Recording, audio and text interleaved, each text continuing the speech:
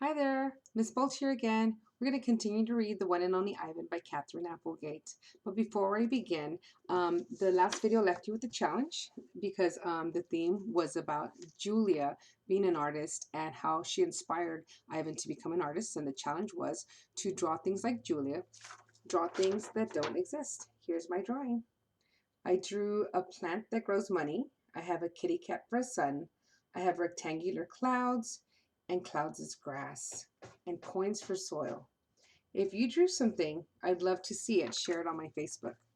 So today we're gonna continue to read, and it's gonna continue to explain a few more details about Ivan being an artist and Julia. It's also going to give you the perspective of the people who come to visit Ivan at the arcade. And perspective means point of view. So he's going to express to you what he believes that people are thinking and saying about him in his domain. And then they'll discuss his favorite shows. And I want you to think about what might surprise you after the reading. So after I've read, you might want to jot down what you find surprising or interesting. We're going to begin. Shapes and clouds. I think I've always been an artist. Even as a baby, still clinging to my mother, I had an artist's eye. I saw shapes in the clouds and sculptures in the tumbled stones at the bottom of the stream. I grabbed at colors, the crimson flower just out of reach, the ebony birds streaking past. I don't remember much about my early life, but I do remember this. Whenever I got the chance, I would dip my fingers into cool mud and use my mother's back for a canvas. She was a patient soul, my mother. Imagination. Someday I hope I can draw the way Julia draws, imagining worlds that don't yet exist. I know what most humans think. They think gorillas don't have imaginations. They think we don't remember our past or ponder our futures. Come to think of it, I suppose they have a point. Mostly I think about what is, not what could be. I've learned not to get my hopes up. The loneliest gorilla in the world. When the Big Top Mall was first built, it smelled of new paint and fresh hay, and humans came to visit from morning till night. They drifted past my domain like logs on a lazy river. Lately, a day might go by without a single visitor. Max says he's worried. He says I'm not cute anymore. He says, Ivan, you've lost your magic, old guy. You used to be a hit. It's true that some of my visitors don't linger the way they used to. They stare through the glass. They cluck their tongues. They frown while I watch my TV. He looks lonely, they say. Not long ago, a boy stood before my glass, tears streaming down his smooth red cheek. He must be the loneliest gorilla in the world, he said, clutching at his mother's hand. At times like that, I wish humans could understand me the way I can understand them. It's not so bad, I wanted to tell the little boy. With enough time, you can get used to almost anything. That kind of reminds me of what we're going through now. We do miss school, but weeks have gone by, and now we're kind of getting used to working from home. I just had to make that connection. We'll continue. TV.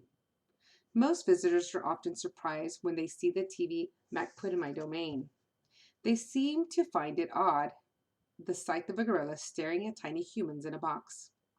Sometimes I wonder, though, isn't the way they stare at me, sitting in a tiny box, just as strange? My TV is old. It doesn't always work, and sometimes days will go by before anyone remembers to turn it on. I'll watch anything, but I'm particularly fond of cartoons with their bright jungle colors. I especially enjoy it when someone slips on a banana peel. Bob, my dog friend, loves TV almost as much as I do. He prefers to watch professional bowling and cat food commercials. Bob and I have seen many romance movies too. In a romance, there's much hugging and sometimes face licking. I have yet to see a single romance starring a gorilla. We also enjoy old Western movies. In a Western, someone always says, "This town ain't big enough for the both of us, Sheriff." In a Western, you can tell who the good guys are and who the bad guys are, and the good guys always win.